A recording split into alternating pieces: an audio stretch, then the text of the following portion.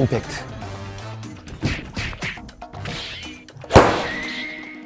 임팩트. 반드시 배워야 할 수 있습니다.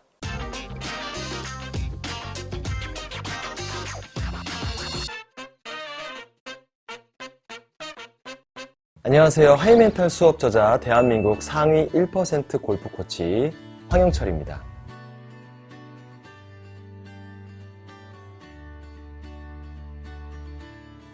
오늘 주제는 벌써 7번째인데요.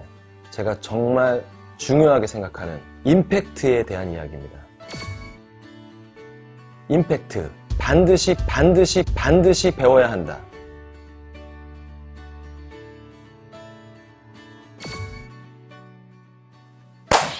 임팩트란 이렇게 무엇인가 순간적으로 충돌하는 순간을 의미하죠.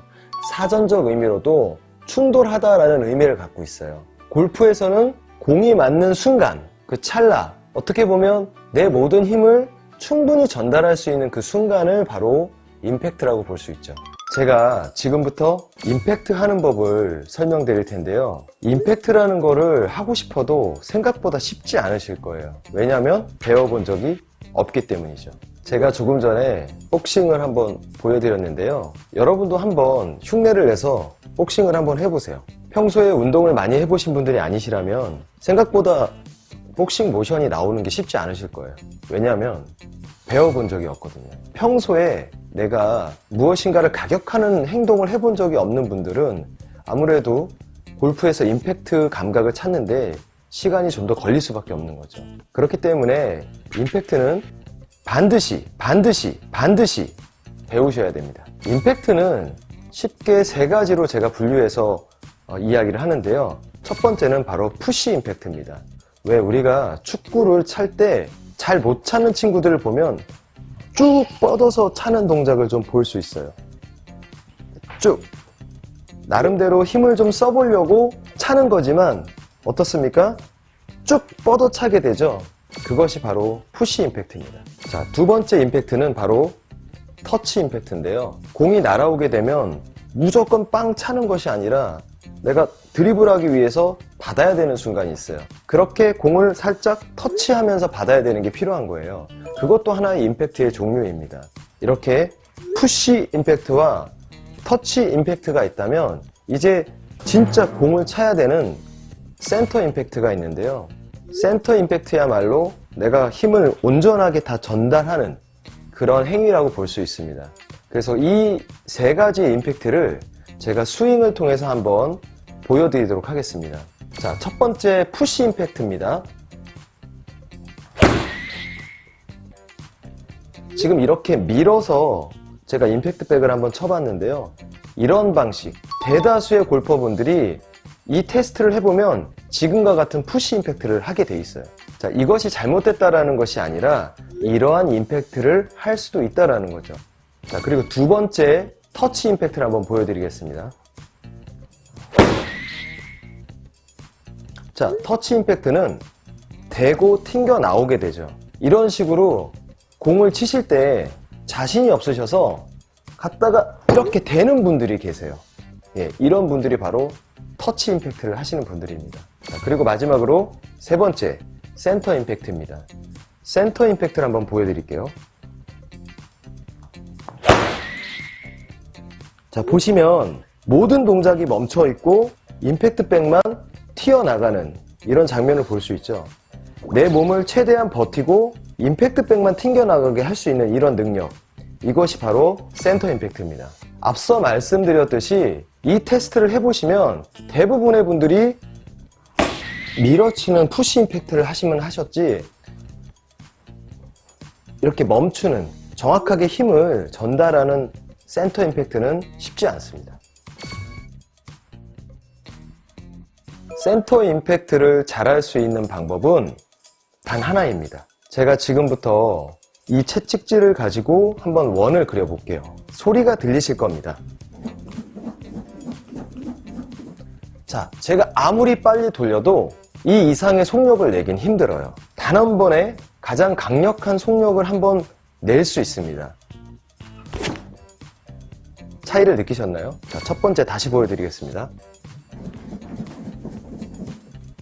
자, 두 번째입니다.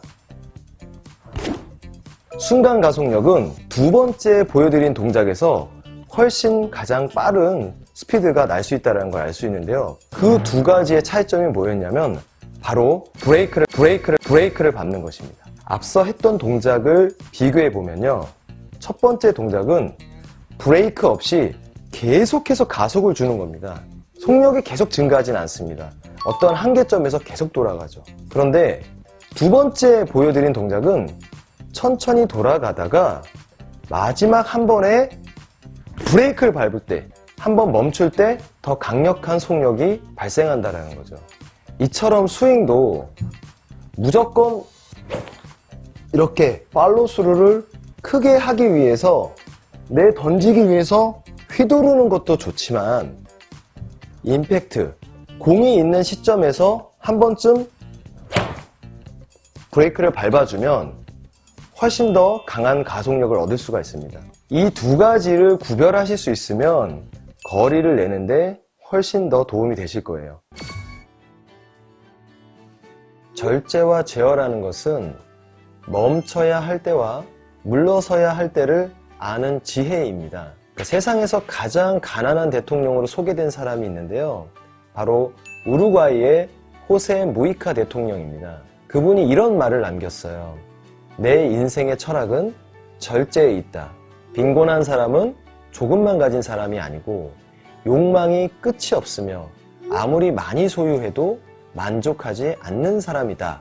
그리고 욕심을 버려야 부자가 된다. 라는 유명한 말을 남기셨어요. 이처럼 임팩트도요. 욕심을 버리셔야 오히려 더 많은 거리를 보낼 수 있습니다. 앞서 계속 언급했듯이 임팩트란 배워야 할 수 있거든요. 즉 욕망은 타고난 것이지만 절제라는 것은 배워야 하고 훈련해야 합니다. 멀리 보내고자 하는 마음은 더 이상 연습이 필요하지 않아요. 이미 갖고 있거든요. 하지만 어디서 브레이크를 밟고 멈춰야 하는지는 배우고 연습한다면 부를 얻는데 더 큰 도움이 되실 겁니다.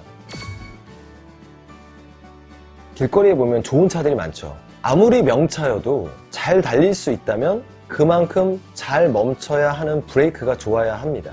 칼과 칼집이라는 책의 저자 한홍 저자가 있는데요. 그분이 이런 말을 남겼어요.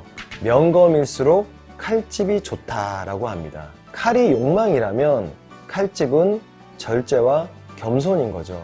그런 것처럼 부를 많이 얻고자 한다면 저는 그만큼 스스로가 절제와 겸손이 갖춰져야 한다고 봅니다. 절제와 겸손. 이것은 반드시 배우고 훈련하셔야 합니다. 임팩트를 배우고 훈련하듯이. 가장 강력한 임팩트는 오히려 자신의 힘을 스스로 통제하는 힘에서 비롯된다고 봅니다. 그렇기 때문에 어디서 브레이크를 밟고 멈춰야 하는지 배우고 연습한다면 부를 얻는 데 더 큰 도움이 됩니다.